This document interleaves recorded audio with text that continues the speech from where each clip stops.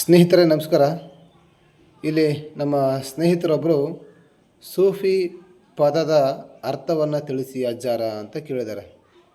ಸೂಫಿ ಅಂತಂದರೆ ಸರ್ವಸ್ವವನ್ನು, ಸರ್ವರನ್ನು, ಸರ್ವೇಶ್ವರನನ್ನು, ಸೃಷ್ಟಿಕರ್ತನ ಸೃಷ್ಟಿಗಳನ್ನು ಎಲ್ಲವನ್ನು ಪ್ರೀತಿಸ್ತಕ್ಕಂಥವನು, ಗೌರವಿಸ್ತಕ್ಕಂಥವನು, ಯಾರ ಬಗ್ಗೆಯೂ ಮನಸ್ಸಿನಲ್ಲಿ ದ್ವೇಷ ಭಾವನೆ ಹೊಂದದೇ ಇರುವಂಥವನು, ಎಲ್ಲರನ್ನ ಗೌರವಿಸುವಂಥವನು, ಅವನಿಗೆ ಸೂಫಿ ಅಂತ ಕರಿತೇವೆ.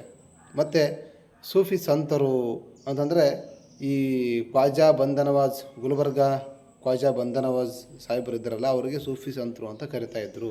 ಈಗಲೂ ಕೂಡ ಸೂಫಿ ಸಂತರು ಅಂತ ಕರೀತಾರೆ. ಹುಲಗೂರಿನ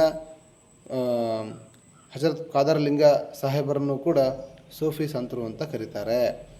ಅಜ್ಮೇರಿನ ಖ್ವಾಜಾ ಮೊಯ್ದುದ್ದೀನ್ ಚಿಸ್ತಿ ಸಾಹೇಬರನ್ನು ಕೂಡ ಸೂಫಿ ಸಂತರು ಅಂತ ಕರೀತಾರೆ. ಸೂಫಿ ಸಂತರು ಅಂತಂದರೆ ಎಲ್ಲರನ್ನ, ಎಲ್ಲ ಜಾತಿ ಮತ ಪಂಥಗಳನ್ನು ನೋಡದೆ ಪ್ರೀತಿಸ್ತಕ್ಕಂಥವನಿಗೆ ಸೂಫಿ ಸಂತರು ಅಂತ ಕರೀತಾರೆ.